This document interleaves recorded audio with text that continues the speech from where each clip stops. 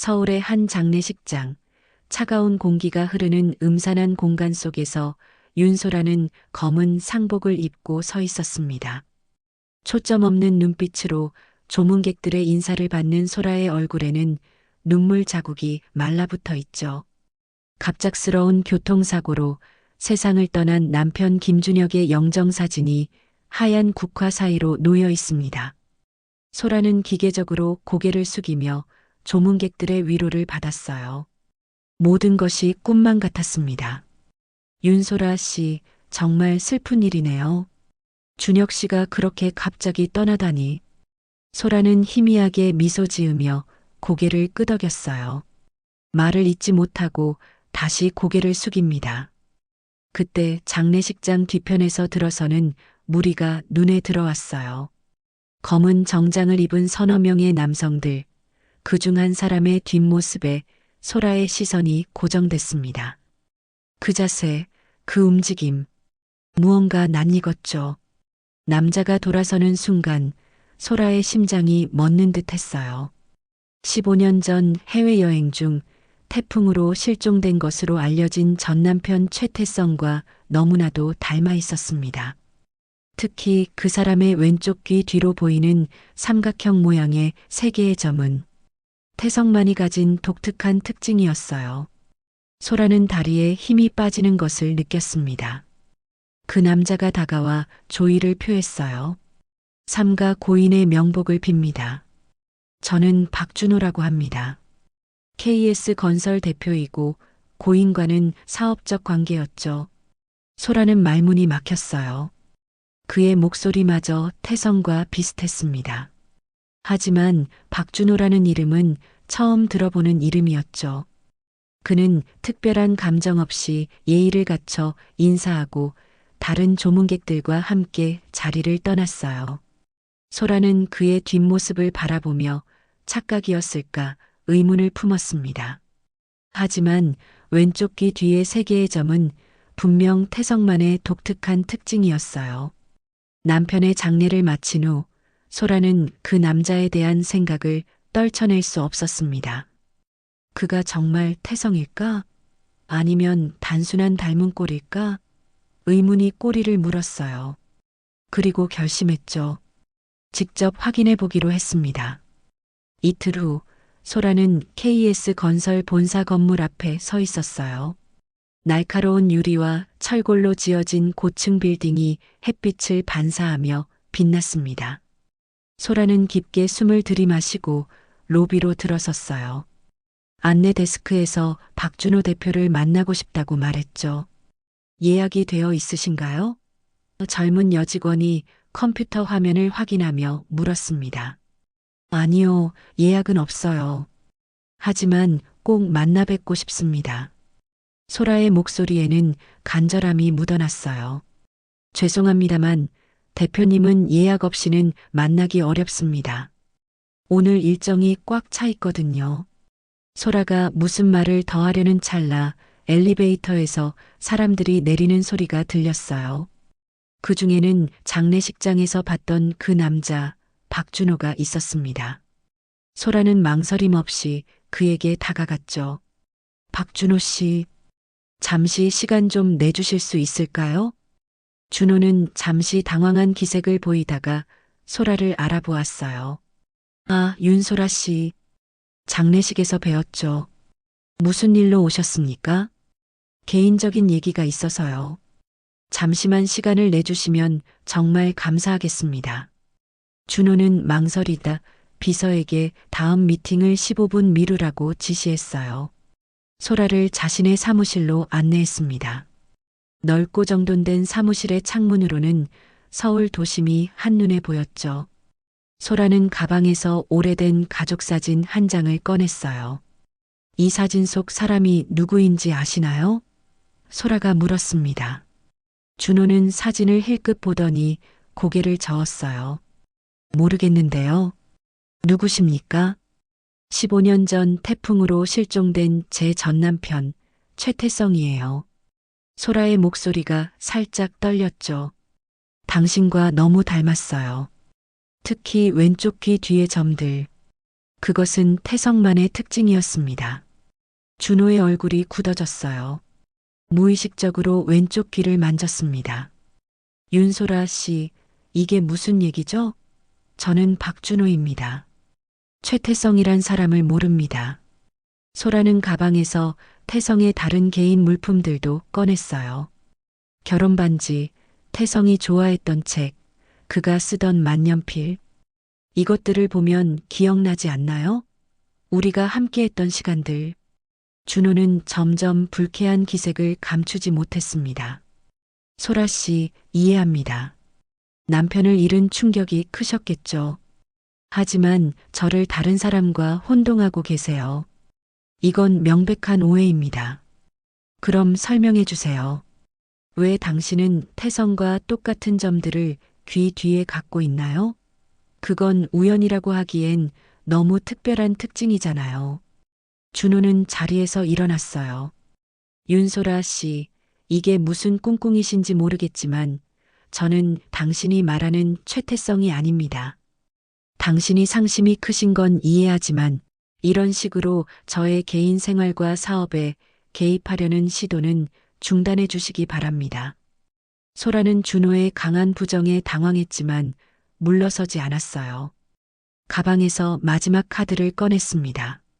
태성과 함께 찍은 웨딩 사진이었죠. 사진 속 두 사람은 행복하게 웃고 있었어요. 이 사진 좀 보세요. 정말 닮지 않았나요? 소라는 사진을 내밀었습니다. 준호는 한 발 물러서며 고개를 저었어요. 닮았을 수는 있습니다. 하지만 세상에는 서로 닮은 사람들이 많아요. 그때 준호의 휴대폰이 울렸습니다. 그는 전화를 받고 표정이 급격히 어두워졌어요. 내가 지금 바로 갈게. 아들 상태는 어때? 통화를 마친 준호는 소라를 향해 미안하다는 표정을 지었습니다. 죄송합니다만 지금 당장 병원에 가봐야 할 것 같네요. 제 아들이. 소라는 그의 걱정스러운 표정을 보며 물었어요. 아드님에게 무슨 일이 있나요? 준호는 잠시 망설이다 대답했죠. 7살 된 제 아들이 심각한 간질환을 앓고 있어요. 지금 상태가 좋지 않다고 해서 같이 가도 될까요? 소라가 조심스럽게 물었습니다. 준호는 거절하려다 시간이 없음을 깨닫고 마지못해 동의했어요. 병원으로 향하는 차 안에서 소라는 아이의 상태에 대해 더 물었습니다. 준호는 처음에는 대답을 꺼리다가 이야기하기 시작했어요. 민우는 선천적 간질환을 갖고 태어났어요. 최근에 상태가 악화되어 이식이 필요한 상황입니다. 준호의 목소리에는 깊은 걱정이 담겨 있었죠. 문제는 민우의 혈액형이 희귀해서 적합한 기증자를 찾기 어렵다는 거예요. RHAB형이라. 소라는 놀라움을 감추지 못했어요. RHAB형이요? 그건, 네, 굉장히 희귀한 혈액형이죠. 유전적 특성이 강해서 가족 중에서도 맞는 사람을 찾기 어려워요. 소라의 심장이 빠르게 뛰기 시작했습니다. 태성도 같은 혈액형이었어요. 그리고 그런 희귀한 혈액형이 우연히 닮은 사람에게 있을 확률은. 소라는 깊은 생각에 잠겼죠. 병원에 도착하자 준호는 서둘러 아이가 있는 병실로 향했어요. 소라도 조심스럽게 따라갔습니다. 병실에 누워있는 작은 소녀는 창백한 얼굴로 힘없이 누워 있었죠. 민우는 또래 아이들보다 작고 야위어 보였어요. 준호는 아들의 이마에 손을 얹으며 작게 속삭였습니다. 민우야, 아빠 왔어. 어떻게 지내? 민우는 희미하게 미소 지었어요. 아빠, 오늘은 좀 덜 아파요. 의사가 병실에 들어와 준호를 따로 불러 이야기를 나눴습니다. 소라는 병실에 남아 민우를 바라보았어요. 아이의 눈이 태성과 닮아 있었죠. 아줌마는 누구세요? 민우가 물었습니다. 나는 아빠의 지인이야. 너 많이 아프니? 소라는 부드럽게 물었어요. 민우는 고개를 끄덕였습니다. 근데 아빠가 곧 나을 거래요. 좋은 간을 찾으면. 준호가 의사와의 대화를 마치고 돌아왔어요. 그의 표정은 더욱 어두워져 있었죠. 소라는 결심했습니다. 박준호 씨, 제가 이식 적합성 검사를 받고 싶어요. 혹시 제가 민우에게 맞을지도 모르잖아요. 준호는 소라를 의심스럽게 바라보았어요. 왜 그러시는 거죠? 저희는 전혀 모르는 사이잖아요. 소라는 진지하게 대답했습니다. 당신이 누구든 아픈 아이를 돕고 싶어요. 그게 인간으로서 당연한 일 아닐까요? 준호는 잠시 고민하다 마지못해 고개를 끄덕였죠. 알겠습니다. 하지만 이식 적합성이 있을 가능성은 매우 낮다는 걸 아셔야 해요. 이틀 후 소라와 준호는 주치의실에서 검사 결과를 기다리고 있었어요. 병원 특유의 소독약 냄새가 희미하게 감도는 공간 속에서 둘 사이에는 묘한 긴장감이 흐르고 있었습니다. 소라는 창밖을 내다보며 민우의 회복을 간절히 바랐고 준호는 손가락으로 테이블을 가볍게 두드리며 초조한 마음을 달래고 있었죠. 의사가 검사 결과지를 들고 들어왔어요. 그의 표정에는 놀라움이 역력했습니다. 정말 놀라운 결과가 나왔네요. 어떤 결과인가요? 준호가 급하게 물었어요. 윤소라 씨가 민우에게 놀라울 정도로 높은 조직 적합성을 보이고 있습니다. 이런 높은 수치는 보통 직계 혈족에서나 볼 수 있는 수준이에요. 소라와 준호는 서로를 바라보았습니다. 소라의 눈에는 내 말이 맞지 않았느냐는 승리감이, 준호의 눈에는 혼란과 의심이 교차했어요. 혈연 관계가 없는 사람들 사이에서 이런 높은 조직 적합성을 보이는 경우는 정말 드뭅니다. 의사가 덧붙였어요. 1000명 중 1명 꼴일까요? 정말 행운이네요. 그럼 이식이 가능한 건가요? 준호가 희망을 담아 물었습니다. 의사는 표정이 다시 심각해졌어요. 가능은 합니다만 한 가지 문제가 있습니다. 소라는 자신에게 무언가 문제가 있음을 직감했어요. 무슨 문제인가요? 윤소라 씨의 심장 상태가 염려됩니다.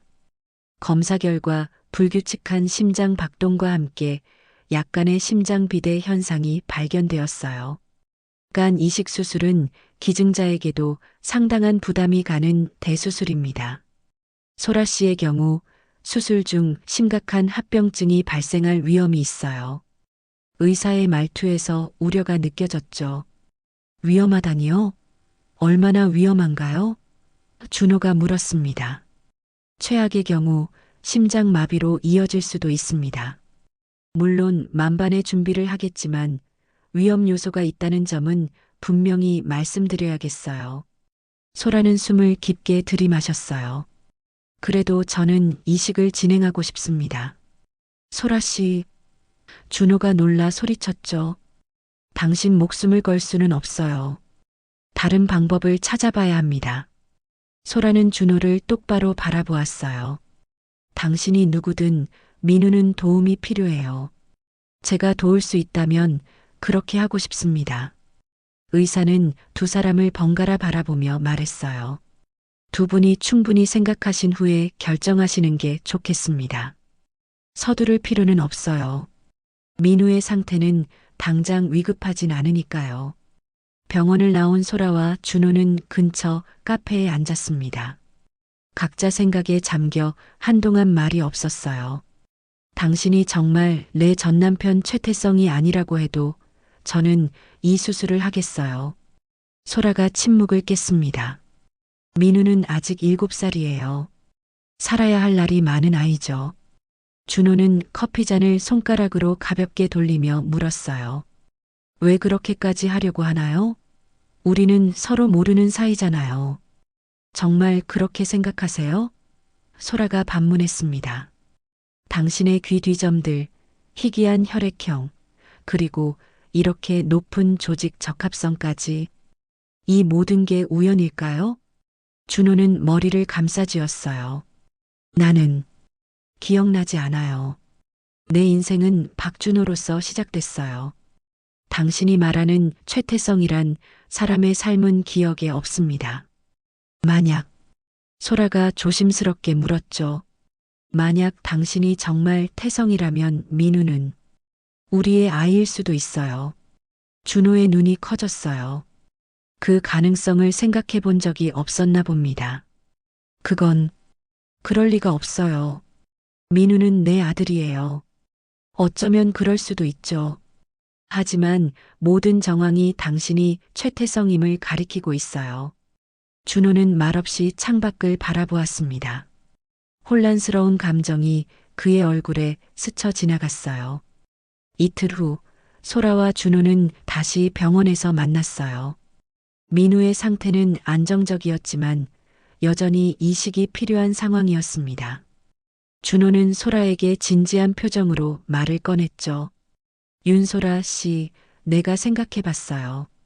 당신의 제안은 고맙지만 수술은 받아들일 수 없습니다. 당신 생명이 위험할 수 있다는데 그런 위험을 감수하게 할 수는 없어요. 소라는 단호했어요. 제 결정이에요. 제 생명에 대한 위험은 제가 감수하기로 했습니다. 하지만 왜요? 준호가 답답한 표정으로 물었습니다. 당신이 주장하는 것처럼 내가 최태성이라고 해도 15년 전에 헤어진 사이잖아요. 그런데 왜 이런 위험을 감수하려고 하죠? 소라는 잠시 침묵했다가 조용히 대답했어요. 사람은 누구나 도움이 필요할 때가 있어요. 제가 도울 수 있다면 그것이 옳은 일이라 생각합니다. 그게 태성이든 아니든 상관없어요. 준호는 소라의 진심 어린 말에 잠시 말문이 막혔습니다. 그녀의 이타적인 결정이 그를 감동시켰지만 여전히 위험성이 걱정됐어요.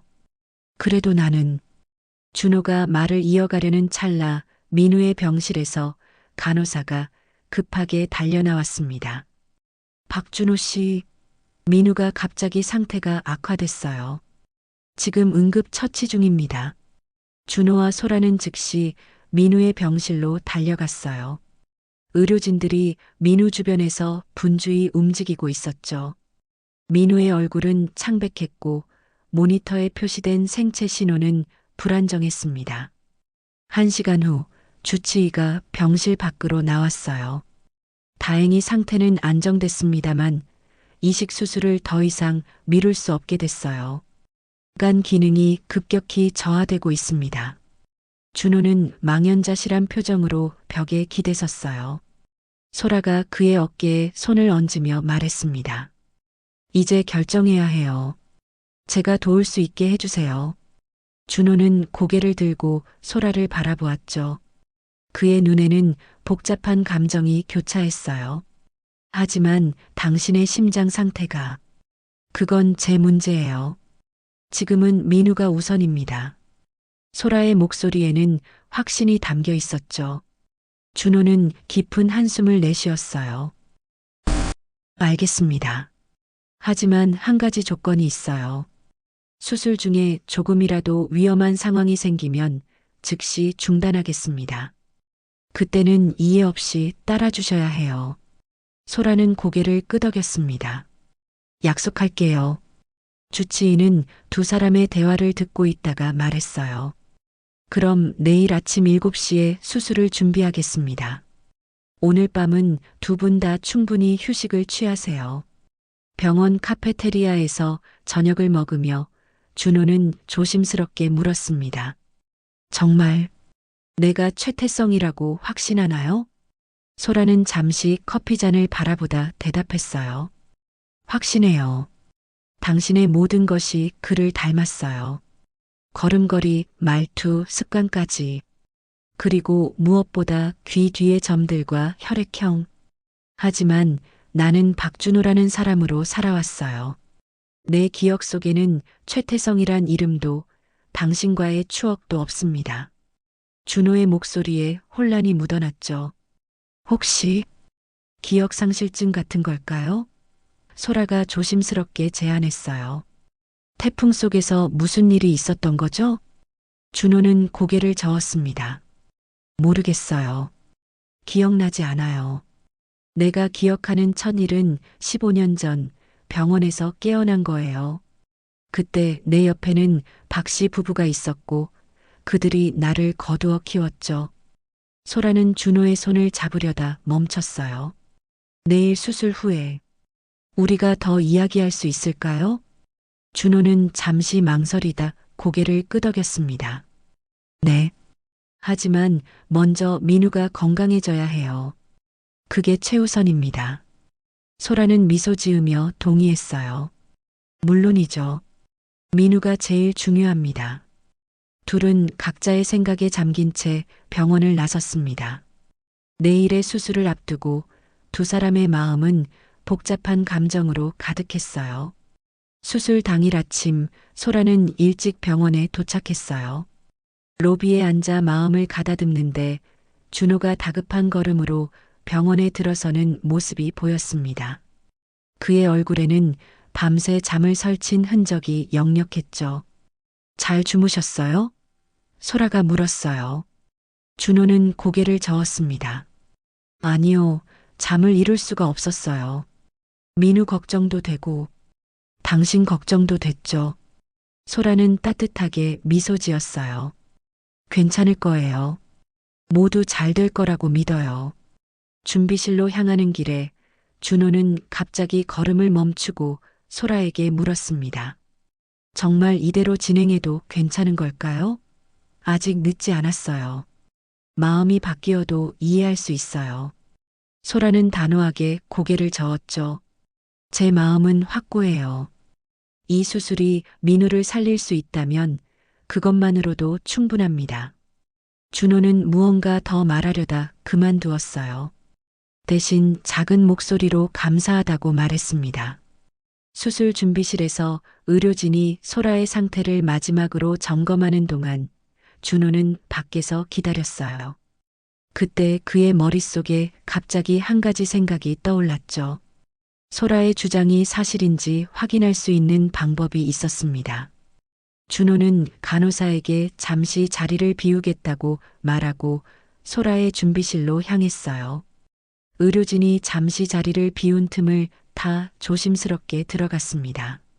소라는 수술복을 입고 눈을 감은 채 누워 있었죠. 준호는 소라의 머리카락 몇 가닥을 조심스럽게 채취했어요. 그리고 자신의 머리카락도 함께 봉투에 넣었습니다. 병원 밖으로 나와 준호는 신뢰할 수 있는 유전자 검사기관에 연락했어요. 긴급 건입니다. 오늘 중으로 결과가 필요해요. 그는 자신의 권한과 영향력을 최대한 활용해 검사를 서둘렀죠.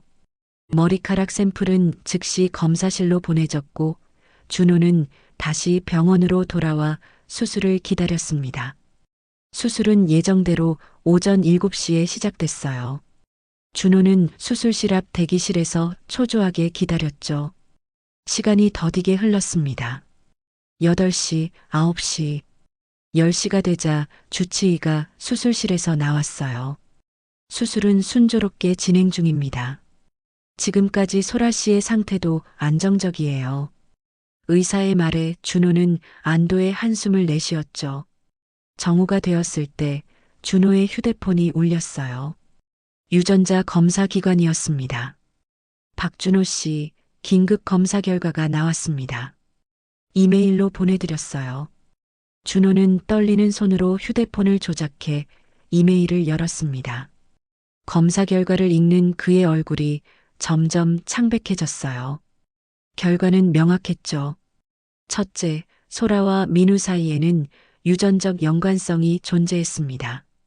둘째, 준호 검사 대상자 어와 최태성 15년 전 실종된 인물에 보관된 의료 기록에서 추출한 유전자 정보는 일치했어요. 준호는 자리에 털썩 주저앉았습니다. 그는 정말 최태성이었던 거예요. 소라의 말이 사실이었죠. 하지만 어떻게 이런 일이? 준호의 머릿속에 희미한 기억의 조각들이 스쳐 지나갔어요. 태풍이 휘몰아치는 바다, 거대한 파도, 그리고 어둠 속으로 빨려 들어가는 느낌. 그 순간 수술실 문이 열리고 의료진이 급히 움직이는 소리가 들렸습니다. 준호는 현실로 돌아와 벌떡 일어났어요.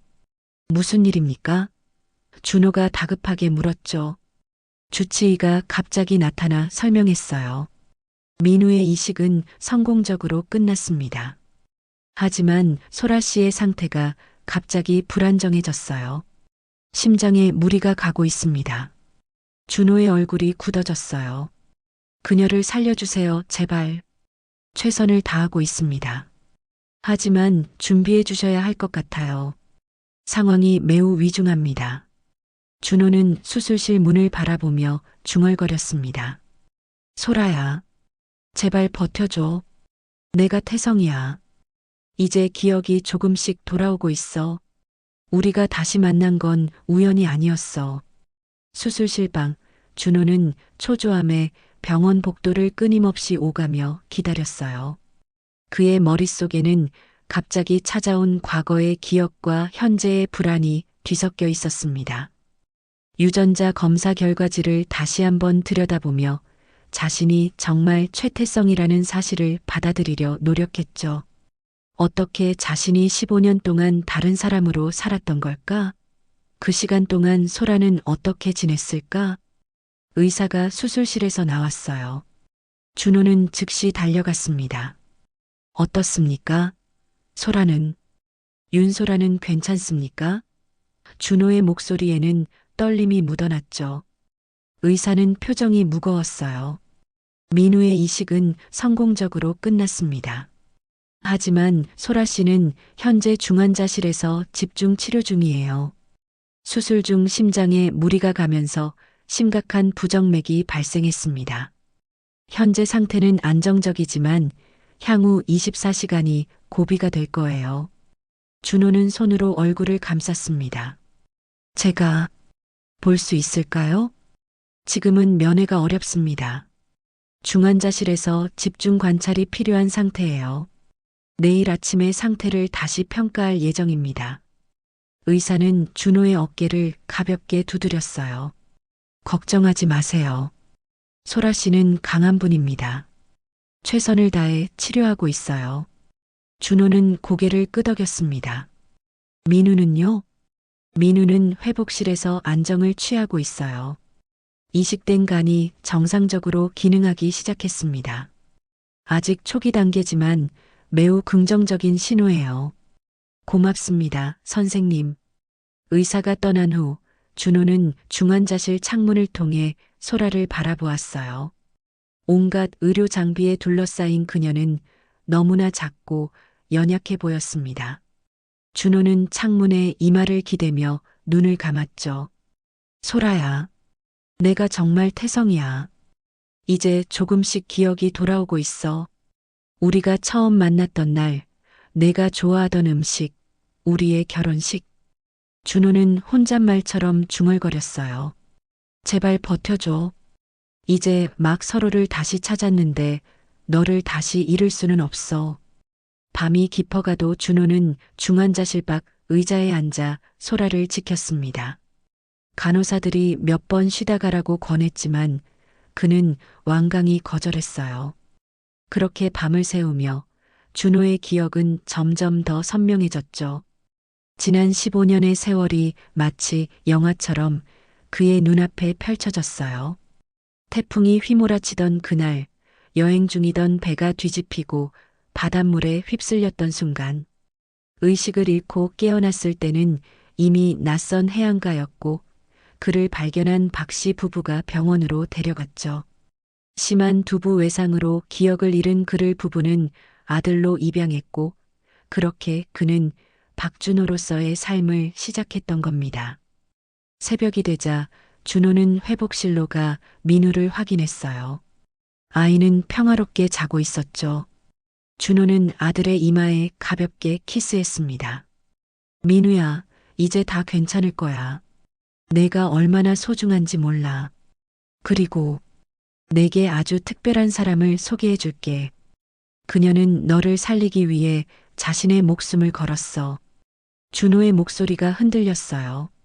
우리가 함께 그녀를 도와줘야 해. 그녀가 깨어날 수 있도록. 아침이 밝아오자 중환자실 담당 의사가 준호에게 다가왔습니다. 그의 표정은 심각했어요.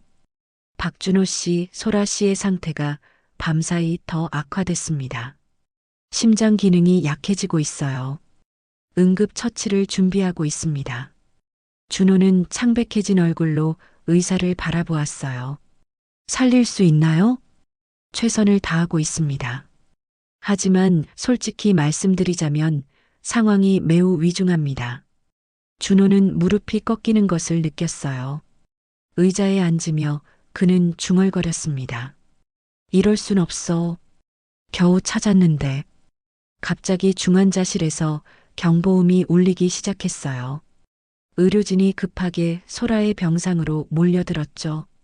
준호는 그 광경을 지켜볼 수밖에 없었습니다. 그의 심장은 소라의 심장만큼이나 위태롭게 뛰고 있었어요. 소라야, 제발. 준호는 기도하듯 속삭였습니다. 우리에게 한 번만 더 기회를 줘. 제8장 결말. 의료진의 필사적인 노력이 이어지는 동안 준호는 중환자실 밖에서 고통스러운 시간을 보냈어요. 그의 가슴은 불안과 후회로 가득 찼습니다. 왜 진작 소라의 말을 믿지 않았을까? 왜 DNA 검사를 먼저 하지 않았을까? 만약 소라가 이대로 떠난다면 준호는 그 생각만으로도 숨이 막혔어요. 1시간이 흘렀을까 주치의가 지친 얼굴로 중환자실에서 나왔습니다. 준호는 심장이 멎는 듯한 공포를 느끼며 의사의 입술에서 나올 말을 기다렸어요. 박준호 씨, 의사가 입을 열었습니다. 정말 기적이라고밖에 설명할 수 없네요. 소라 씨의 심장이 다시 안정을 찾았습니다. 위기를 넘긴 것 같아요. 준호의 눈에서 눈물이 흘러내렸어요. 정말 감사합니다, 선생님. 아직 안심하긴 이릅니다만 가장 위험한 고비는 넘긴 것 같아요. 소라 씨는 놀라운 생명력을 가진 분이십니다. 의사의 허락을 받아 준호는 마스크와 가운을 착용하고 소라의 병상 곁에 잠시 앉을 수 있었어요. 창백한 얼굴이지만 소라의 호흡은 이제 안정적이었습니다. 준호는 조심스럽게 그녀의 손을 잡았어요. 소라야, 내가 태성이야. 이제 기억이 다 돌아왔어. 우리의 첫 만남, 결혼식, 함께했던 모든 순간들. 그리고 그 태풍이 오던 날까지. 준호의 목소리는 감정으로 떨렸죠. 구조된 후 기억을 잃었던 거야. 나를 구해준 박씨 부부가 아들로 입양해줬고 그렇게 박준호로 살아왔어. 하지만 이제 알았어. 내가 옳았어, 소라야. 내가 태성이야. 소라의 손가락이 미세하게 움직였어요. 준호는 놀라 그녀의 얼굴을 바라보았습니다. 소라의 눈꺼풀이 천천히 열렸어요. 성? 소라의 목소리는 너무 작아 거의 들리지 않았죠. 소라야, 의사 선생님. 준호는 기쁨에 소리쳤습니다. 이후 며칠 동안 소라의 상태는 놀라운 속도로 호전되었어요. 민우 역시 이식 수술 후 빠르게 회복하고 있었습니다. 소라가 일반 병실로 옮겨진 후 준호는 민우를 데리고 그녀를 만나게 했어요. 민우야, 이분이 너의 생명을 구해준 은인이야. 윤소라 이모라고 하면 돼. 준호가 소개했습니다. 민우는 소라에게 다가가 작은 손으로 그녀의 손을 잡았어요. 고마워요, 이모. 이모 때문에 제가 이제 아프지 않아요. 소라는 미소를 지으며 민우의 머리를 쓰다듬었습니다. 민우야, 내가 건강해져서 나도 정말 기뻐. 한 달 후 소라와 민우가 모두 퇴원하게 되었어요. 준호는 소라를 자신의 집으로 초대했습니다. 그곳에서 셋은 새로운 시작에 대해 이야기했어요. 소라야, 내가 모든 걸 기억해냈어. 하지만 동시에 박준호로서의 15년도 내 인생의 일부야. 우리에게 많은 이야기가 필요할 것 같아. 준호가 진지하게 말했어요. 소라는 고개를 끄덕였습니다. 천천히 하나씩 풀어나가면 돼요. 우리에겐 시간이 있으니까. 그런데 어느 날 소라가 준혁의 집을 정리하던 중 그의 서재에서 한 권의 다이어리를 발견했어요.